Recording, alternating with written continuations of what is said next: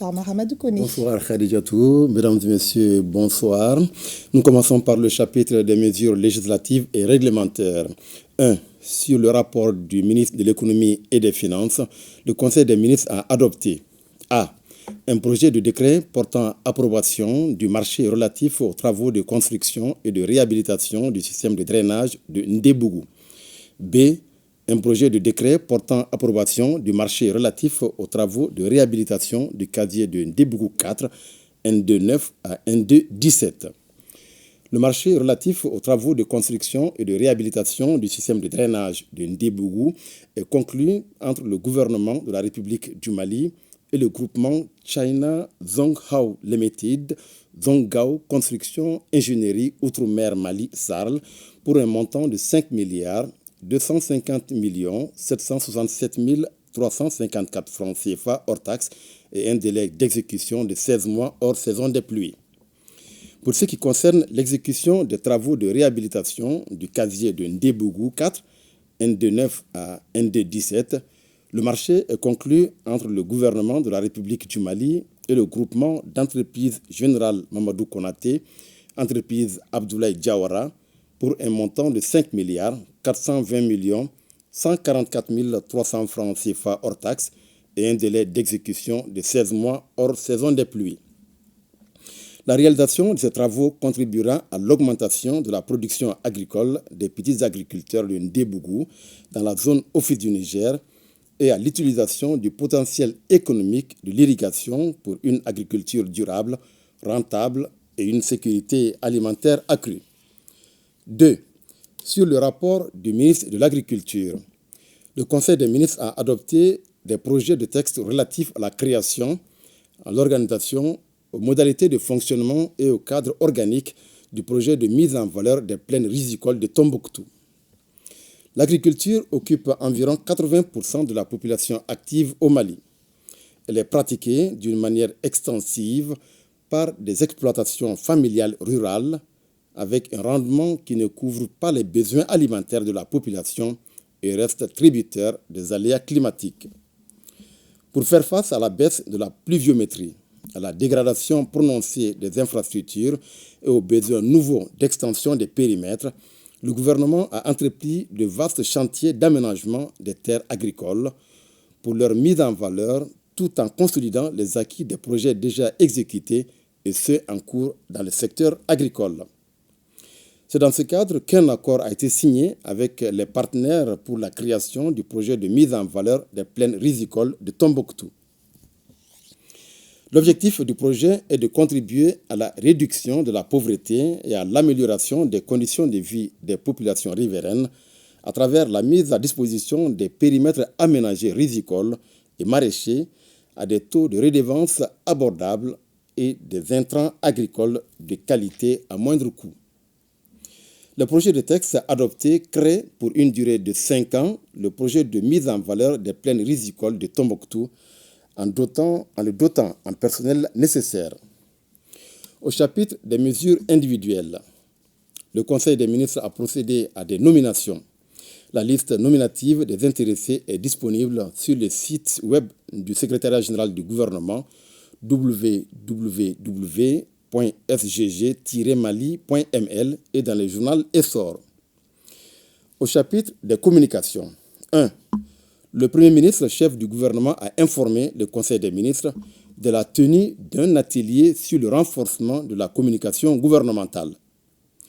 La communication gouvernementale consiste à mettre à la disposition des citoyens et d'autres acteurs des informations crédibles valorisant l'action gouvernementale. Dans le but de répondre de façon efficace et efficiente aux besoins des populations et pour faire face au terrorisme médiatique qui frappe les pays de la Confédération des États du Sahel, il est envisagé d'organiser un atelier sur le renforcement de la communication gouvernementale qui a pour objectif, entre autres, de sensibiliser les membres du gouvernement sur les enjeux et les perspectives de la communication, en particulier dans un contexte de guerre informationnelle, de créer un cadre de collaboration harmonieux entre les acteurs de la communication gouvernementale et tout l'écosystème de la communication, d'élaborer des outils pour rendre la communication gouvernementale plus fluide et plus cohérente. L'atelier, qui s'inscrit en droite ligne de la lettre de cadrage du président de la transition, chef de l'État, regroupera les acteurs de la communication gouvernementale et les médias. 2. Le ministre des Mines a informé le Conseil des ministres de la dissolution des organes de la Chambre des mines du Mali et la mise en place d'un collège transitoire.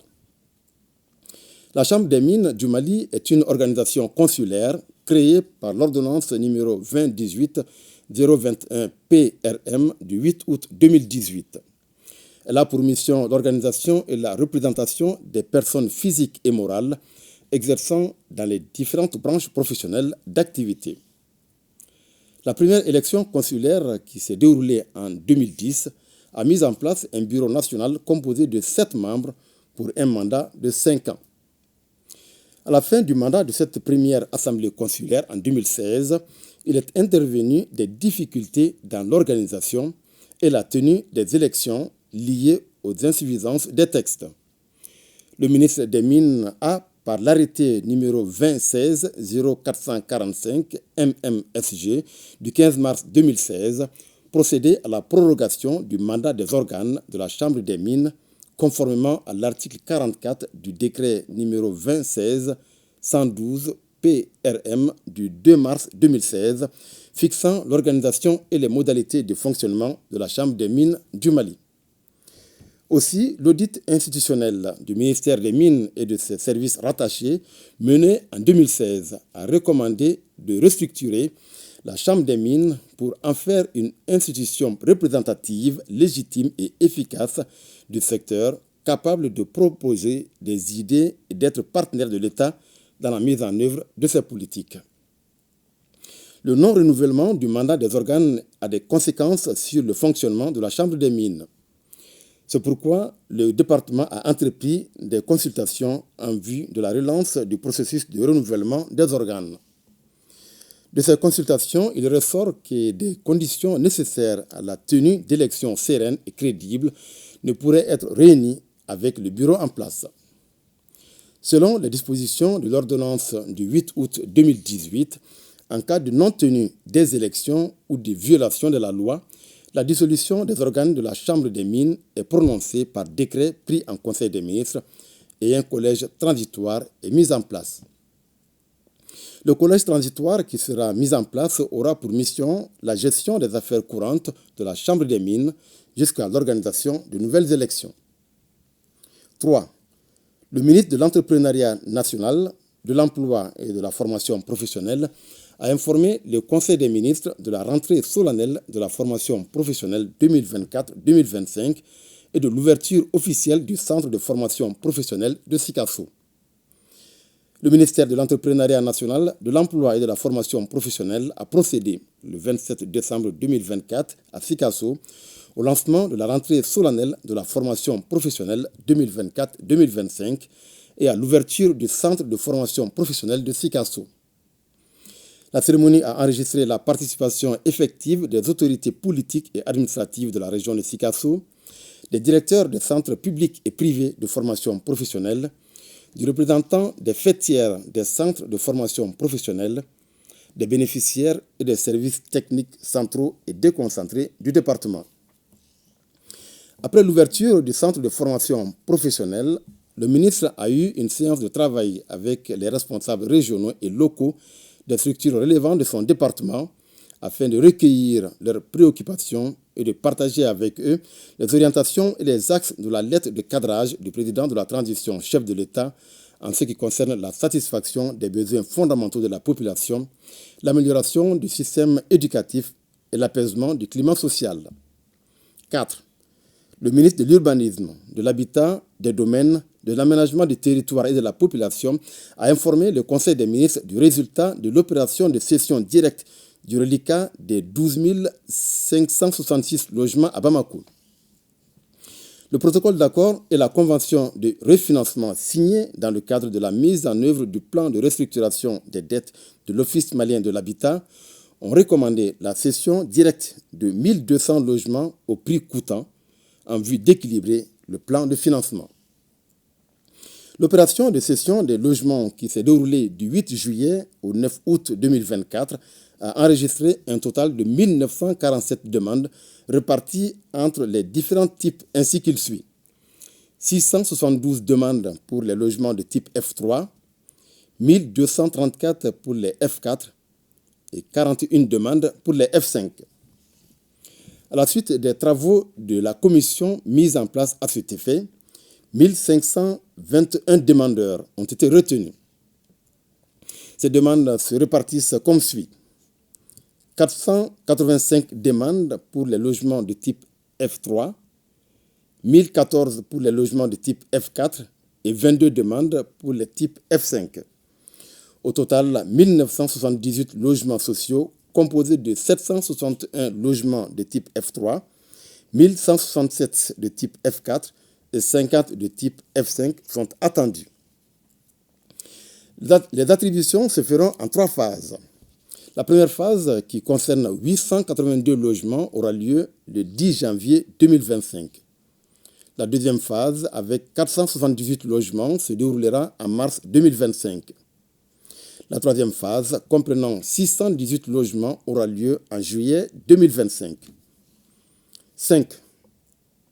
Le ministre de la Communication, de l'Économie numérique et de la modernisation de l'administration a informé le Conseil des ministres des conclusions de l'atelier des experts des ministères chargés de la communication et des TIC de la Confédération des États du Sahel, tenu du 27 au 29 décembre 2024 à Bamako.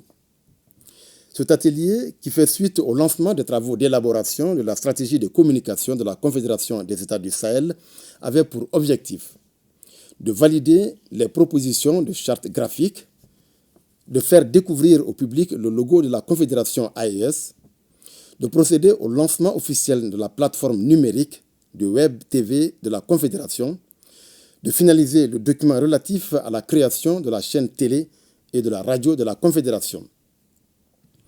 Cette initiative a pour objectif global de renforcer la communication institutionnelle et la diplomatie publique de la Confédération des États du Sahel. À l'issue des travaux, les experts ont formulé plusieurs recommandations afin de garantir la mise en œuvre efficace et durable de la Web TV et proposé 3 logos parmi lesquels un a été approuvé par les chefs d'État de la Confédération. Le logo a été officiellement lancé le 30 décembre 2024 et de façon synchronisée par les médias publics des 3 États, marquant ainsi une étape cruciale dans l'harmonisation des outils de communication et la consolidation de l'identité visuelle de la Confédération des États du Sahel. 6. Le ministre de la Santé et du Développement social a informé le Conseil des ministres de la situation épidémiologique du pays, marquée notamment A. par une stagnation du nombre de cas testés positifs de la maladie à coronavirus par rapport à la semaine précédente, B. par une diminution du nombre de cas confirmés de dengue comparé à celui de la semaine écoulée. Le président de la transition, chef de l'État, a cependant appelé la population au respect strict des mesures de prévention et de lutte contre les maladies. Voilà, Khadijatou, ce qu'il fallait retenir du communiqué du Conseil des ministres de ce 3 janvier 2025. Merci bien, Mahamadou Koné.